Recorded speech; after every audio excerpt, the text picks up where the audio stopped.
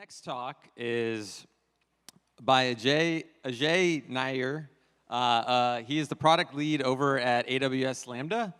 And we've been talking about this idea of, everything's an event, and, we're going to be consuming these events in the future. This talk is actually focused around how to actually become a good provider of those events. And, as everybody knows, AWS kind of pioneered this with their internal infrastructure. So I'm really excited to hear this one. Ajay, take it away.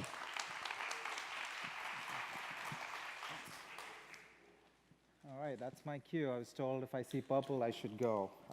Apparently good advice for life. All right, folks. Hi, Ajay. Hi, Ajay. Hi, people. I'm Ajay. I lead the PM team for AWS Lambda. Really excited to see how many people are excited about this whole event-driven stuff that got started out.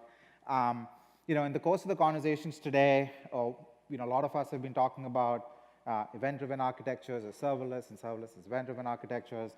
I'm taking an opinion in this talk, which is while all serverless architectures tend to be event-driven, not all event-driven architectures are serverless. So I'm going to try and stick to the word event-driven as much as possible, but pardon me if I slip up a little bit. So to kind of get into it a little bit, we're all here because we're kind of excited about this movement around event-driven architectures that this push to serverless has triggered, right? All of us are excited about the kind of architectures we've seen shared today from Nordstrom and Capital One. There's one that I really like to kick off talks with, which is a company called Ubel. Many of you may have seen some of their Twitter posts and others. This is the architecture that we kind of talk about as the before of serverless architectures. Your conventional load balancers, a few node servers talking to a standard database. And this is the future of serverless as some of people start talking about. Austin showed you a simpler version of this, but this is serverless in all its glory, right? This particular customer has 170 functions in prod. Their deployment time dropped from 30 minutes to seconds. Their cost savings moved about 95% reduction in cost, while shipping about 15x more features every month than what they were previously doing, right? So cost benefits, agility, time to market, all of those things are values that we're starting to realize with this, right? Apparently my clicker isn't working. Sorry, this is what I was trying to talk to. All right, and we're seeing this pattern being spread across a wide variety of scenarios, right? We've heard customers talk about web applications and frameworks coming out for building Flask-based and Express-based ones using simple synchronous invocations between API Gateway and Lambda, all the way to very complex data processing applications, something like what Nordstrom was talking about with event sourcing and auto manipulation and recommendation engines, to something as complex as big data processing, even trending towards what you would call HPC. If folks haven't checked it out, check out this framework called Pyron that one of the folks in UC Berkeley has put together for running a massively distributed data processing app that allows you to do 25 trillion floating point operations over a billion records. But the point is, all of these are new scenarios and applications enabled, following what actually boils down to a very simple or grossly simplified architecture pattern, right? One where we say all logic is embodied as functions. There are some things called events that trigger these functions, and then the functions then talk to something downstream, which in turn in themselves may be event sources or actors that act on that particular thing, right? Something that's common across event source architectures is the fact that every communication ideally happens through events and APIs. The execution layer is stateless and ephemeral, which means there is no concept of anything being retained over there. And there's clear sort of almost a forcing function of separation of logic, data, and state, right? So with me so far, kind of standard event source architectures. One thing Austin told me when I was talking about this talk was, he says, well, you can get on stage, but you can't talk about Lambda, which cuts out 90% of my material that I have. So what I instead thought I'll talk about today was, how do you go about being an effective event source provider in this particular model? And the reason I bring this up is, many of you will be creating SaaS companies or ISVs or products of your own, right? And at some point, you're going to be emitting events which you want to participate in applications that other people build, right? So say you're the next Uber, maybe the next Uber is already built. and you want to emit an event stream that allows anyone to create a function for doing something smart with it, right? Say, creating a Stripe payment every time someone sits inside Uber over there, right? What are the decisions that you need to make about creating an event source or participating in this event source infrastructure? A lot of the patterns I'm going to talk about today are ones that we use internally for our internal services for emitting events across S3, Dynamo, and others, all right? Okay, so how do you effectively become a good event source? So to quickly start off with making sure that we're all talking about it and framing it the same way. We all talk about events as various things, but I'm kind of trying to use a standard definition, right? Which is an event is an indication that something of interest happened. And a service is telling other people what that interesting event was, right? The standard definition of the reactive manifesto is out there. I'm surprised no one mentioned this till now, so I'll take first credits for calling that out. But when you look at it, there's kind of two conceptual pieces for actually delivering events over there, right? So one is the event source itself, the component which is responsible for identifying the change that happened and then emitting a payload with some interesting information about what needs to happen over there. And there's a second component, a logically separate component, whether they merge or not will remains to be seen, that's actually responsible for getting that event to the actual provider, right? Keeping with kind of the principles of loosely coupling the processor and the source itself, you want that to be potentially a separate service. In fact, Austin's talked about kind of event gateway, which fits nicely into this router concept that is in place over there, right? Some examples of these particular pieces within AWS, just to kind of bring the point home. The services on the right, sorry, I get mixed up. On the right acts as event sources, so data stores like Dynamo, S3, even EC2 instances all emit events, right? So for example, EC2 can emit an event that says, my instance has spun up or down. Dynamo can say my record has been updated. S3 says a new object has been shown up or deleted. And then you have various ways to route them to actors.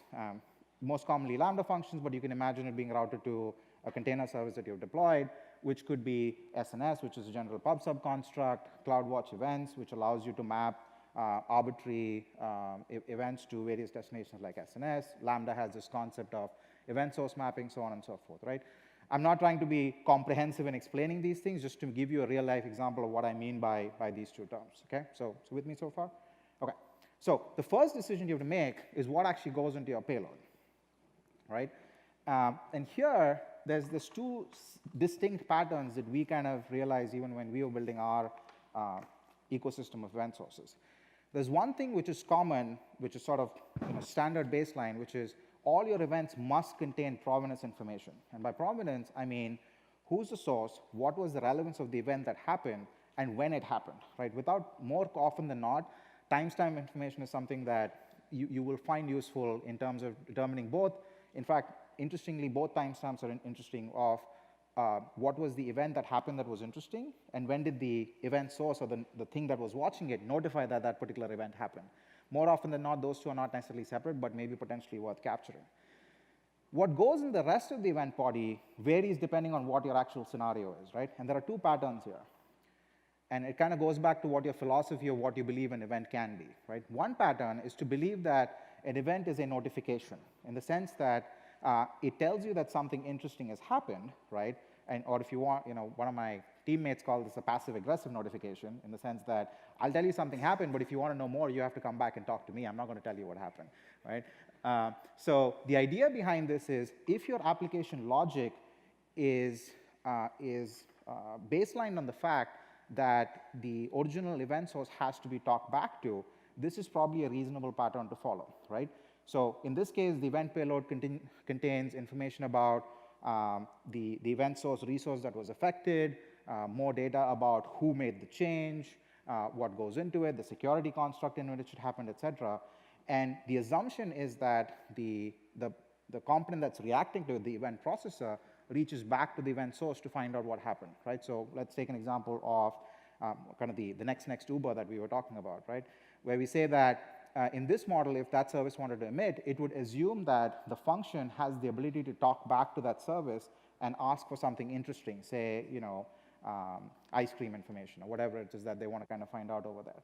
The real-life example, our infamous S3 thumbnailing example that has now been beaten to death multiple times, but I present it to you yet again because it's a great one to talk about it, is an example of this, right? So when an object shows up inside S3 and a notification is published, the notification does not actually contain the payload of the object that was created. It simply says that an object was. And then the function has the choice of reaching back into the S3 bucket and then pulling that content back and deciding what to do with it, right? So the trade-off you have over here is much more lightweight communication across the services. However, you're ending up with much more somewhat of a tighter coupling, because now each downstream service is now aware of the one that's upstream. The other one to remember is the potential doubling of traffic on your event source, right? In an extreme case over here, imagine if every object that was being uploaded needed to be thumbnailed. S3 now has double the traffic on your bucket, one for actually putting the object and one for reading the object to go back and process it, right? So there's a trade-off that you're setting up for yourself. Imagine if you were in place of S3, what does that look like for you? Are you okay with that additional traffic coming back to you? Or if your traffic is going to be all the time, there's another pattern for you to consider, right? The second model to consider is kind of the state transfer pattern, or sort of having the event pass state forward in the assumption that the downstream service never comes back and talks to you, right? I'm borrowing both these verbiages from Martin Fowler over here because it kind of gave a nice clean way to explain about it. Now, what this assumes is the opposite of what was before, which is you can't talk back to this event source. Consider your connected devices story where an IoT device is putting something out. There's potentially very limited case where you can go back and reach the device and find out what's going on over there. Or again, if your service doesn't have a public endpoint or something that customers can call back to, you can't do it. So in that case, you will lean towards putting a payload on the object itself, right? Trade-off, obviously, much more data being slept around. You have to now consider security constructs where what actually goes in there, and now worry about how that gets passed forward. But more importantly, it brings another component which we typically don't consider over here, which is this concept of an event store, right? When you say, and I'll dig into that just a little bit, right? So to give you so these are two examples of AWS events that we actually emit today, right? One is an S3 event, the other one's an IoT data blob being passed in through Kinesis, using Kinesis as the event store in that particular case, and I'll talk a little bit more about that. The portion on the top is the common element across both. It's provenance, right? Saying this particular event was created at this particular time. The reason it happened was an S3 object or a Kinesis put and passed on forward. But what you see is a difference in the rest of the body, right? The S3 event surfaces things that are characteristics of the event source itself. It says it's the bucket, this was the object, et cetera, gives me all the information that, as a function, I would need to go back and reach into it, right? Kinesis, on the other hand, just stuffs the payload in there, encrypted, of course, so that the downstream service can provide it, and you rarely go back and talk to the thing that was there before Kinesis itself on front of it, right? And going back to this, like if you are a provider, think about which of these things matter to you, right? Is the information that you're passing to process downstream valuable to stuff in the payload itself, or would you require them to talk back to you? And this doesn't necessarily just have to take this identity model that is put in here. It could be something as simple as a callback URL that you put in there saying that, hey, this is how you call back and talk to me if you need to, right, when you're ready. So going back to this previous thing I was saying about sort of event store, right? If you have state transfer and you as a event source don't have a concept of state, it needs to land somewhere. And as we already said, your quintessential quote-unquote fast provider is not stateful, right? So you're not going to have any concept of landing over there.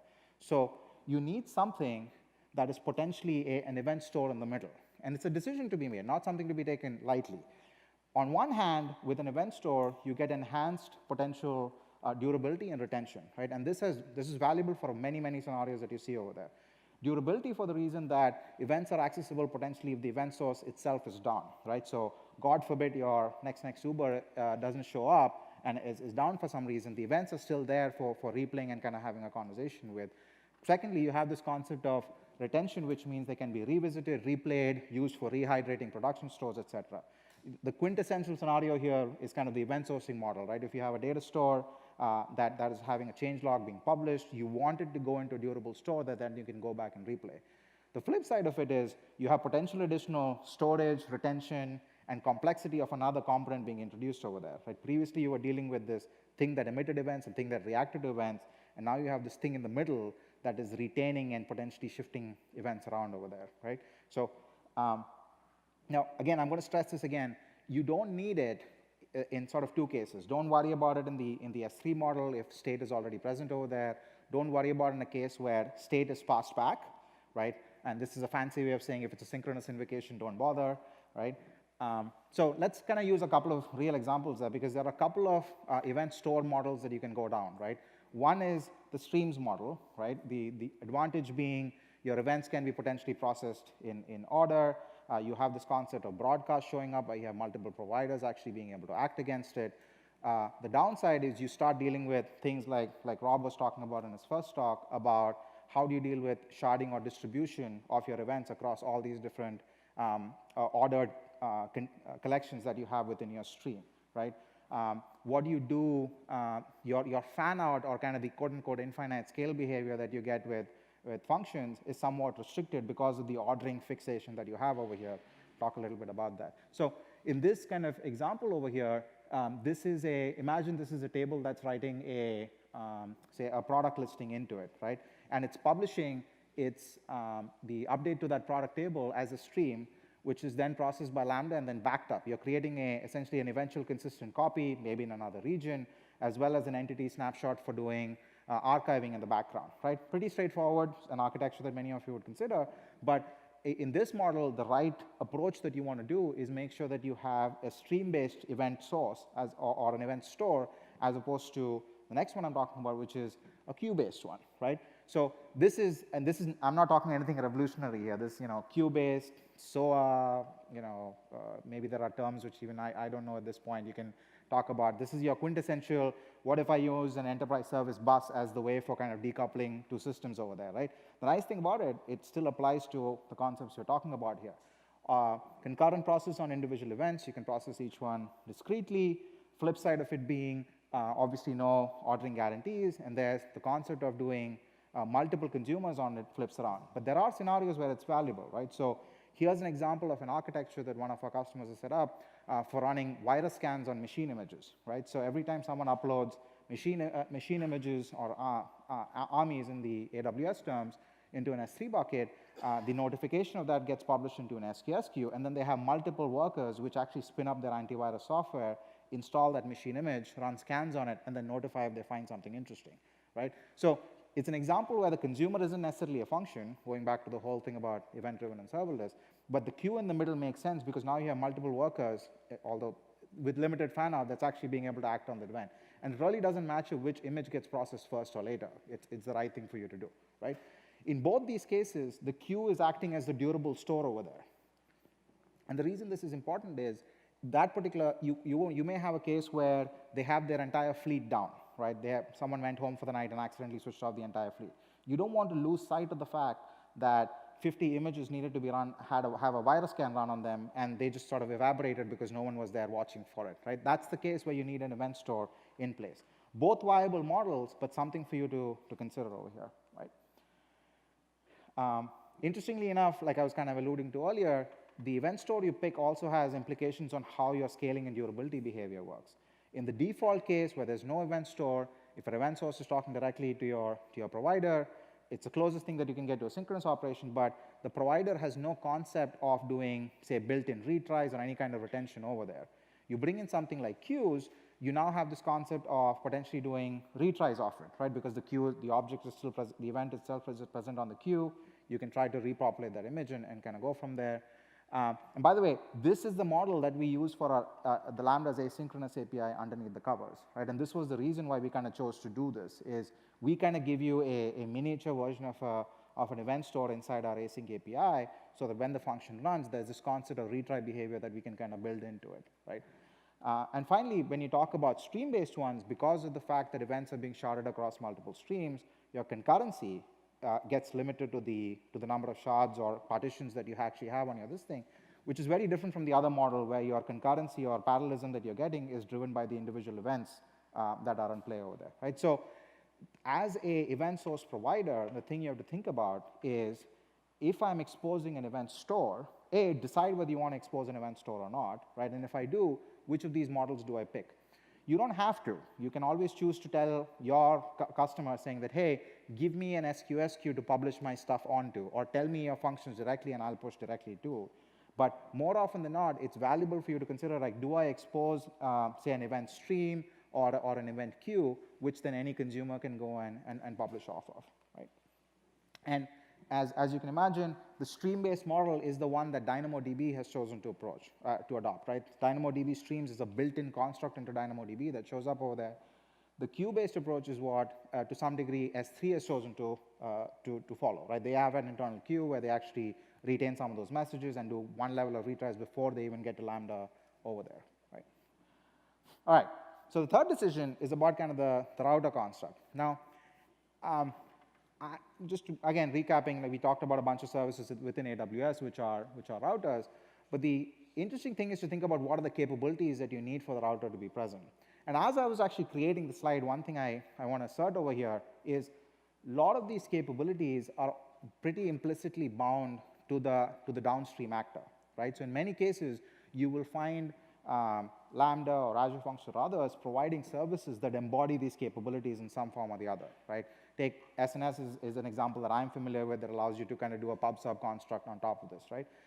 But you're welcome to actually write your own event source bridge. So we have custom providers who use a Lambda function to act as their router for reading off their particular event store and then turning around, triggering any functions that they might have on their end, right? So in this particular case, there's three main checkpoints you have to have for your event source or your event router. One, the ability to securely associate multiple providers from to multiple sources to multiple destinations.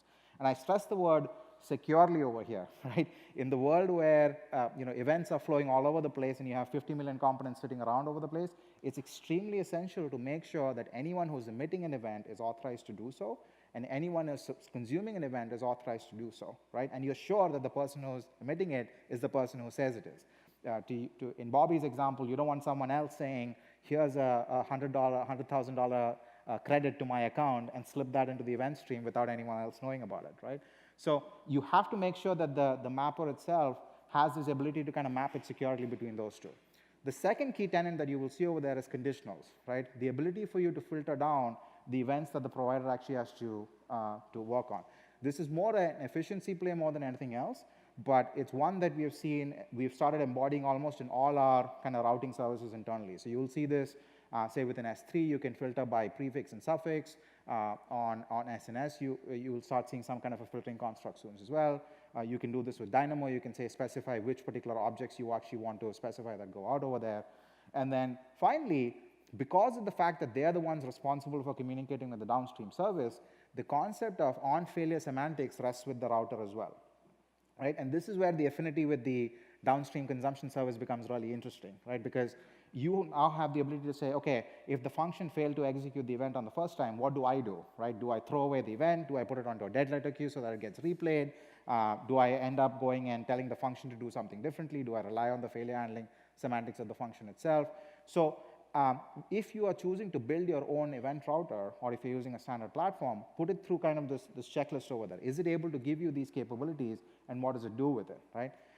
You can imagine kind of a whole bunch of more ideal scenarios that show up with there, right? Imagine dynamic discovery of both event sources and destinations that are there, and then dynamically binding the components back and forth, right? The ability for you to combine events with identical schemas and then doing joins with it, right? Throw GraphQL into the mix and see what happens on that particular front, right? Or you bring something like multiplexing where you have fan-in, fan-outs being handled by the centralized service without having each store and destination worry about it, right? That, I think, is going to be an evolution that you're going to see happening more. So to finish it all up, just kind of wanted to bring this example, right? So this is actually one of the services within AWS has this simple architecture for handling automated capacity ordering when someone puts in limit increases, right? So the limit increases go into DynamoDB. There's a stream that's published out there. Lambda function processes it, pushes it to SNS, which then both notifies an operator and then puts it into a queue for some of our automated ordering processes to go and kick it off on that particular front. And this kind of embodies a lot of the things we talked about here. The first DynamoDB table acts as an event source. The DynamoDB stream is the event store over there. The first Lambda function is acting as your consumer over there, but then also acting as a simple event source itself, right? Because it's now telling a downstream service to do something. Note it doesn't use a store, right? All it's saying is, hey, I got an event going over there, and it uses SNS as its router to go to multiple components downstream, right? And over here, it uses SQS as its sort of retention window for downstream services to reliably go and process it over there, right? So this may be kind of a bigger example, but you can replace any one of those components with your particular service and imagine what that particular workflow looks like, right? Do you want your consumers to be creating kinesis streams and queues, or do you create it on their particular behalf, right? All right, so to kind of quickly bring it together, right, be smart about what goes into your payload. Don't overstuff it with information you don't need. Have a good thought process about what your scenario is for it to be happening. If it needs your service to be involved in it, make it a notification. If it's something that you can just pass on forward and it be completely disconnected, put the payload in there. Second, surface an event store where appropriate. And I believe, things like event streams are probably critical components moving forward, although there are scenarios where they're optional, right? But queues and streams give you a durable and potentially reliable way for events to be replayed, recreated, and otherwise to move forward over there. And finally, think about routers as I wouldn't always recommend that you have to go and build routers. My hope is that folks like Serverless and all of us together enhance the particular router construct over there. But if you have to build one, there are a few guidelines that you can follow around or sort of having multiple support for doing secure access across the two, supporting for filtering, and making sure that you have clear semantics for failures and success that you can actually push forward on, right? And my hope is kind of making sure that the more event sources are out there, the more supercharged serverless architectures of the future get. So looking forward to all of you contributing to the event source ecosystem. All right, thanks.